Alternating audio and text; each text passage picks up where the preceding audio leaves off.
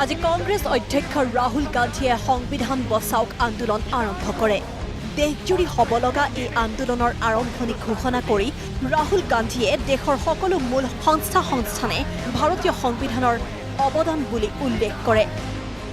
इस देश में दलितों की, गरीबों की, महिलाओं की रक्षा कौन करता है, क्या करता है?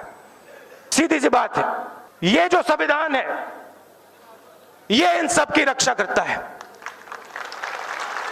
और इसको यहां संविधान को कांग्रेस पार्टी ने और अंबेडकर जी ने लिखा और हिंदुस्तान को दिया। जो भी हमारे देश में इंस्टीट्यूशंस हैं, चाहे वो इलेक्शन कमीशन हो, लोकसभा हो, राज्यसभा हो, विधानसभा हो, आईआईटी हो, आईआईएम हो, जो भी हमारे इंस्टीट्यूशंस हैं, सब इंस्टीट्यूशंस को हमारे कॉन्स्टिट्यूशन ने हमें दिया है। अगर इस देश में इंस्टीट्यूशंस पैदा हुए हैं, अगर सुप्रीम कोर्ट है, हाई कोर्ट्स हैं, तो नींव कॉन्स्टिट्यूशन है। राहुल गांधीर अभियोग मोदी सरकार मुहारी निसे सांविधानिक संस्था। आज हमारे सब इंस्टीट्यूशंस में एक के बाद एक आरएसएस के विचारधारा के लोगों को डाला जा रहा है। इस विचारधारा वाले लोगों को सुप्रीम कोर्ट के 4 जज, पहली बार हिंदुस्तान के इतिहास में हुआ है। आमतौर से जनता जज के पास जाती है, न्याय मांगती है।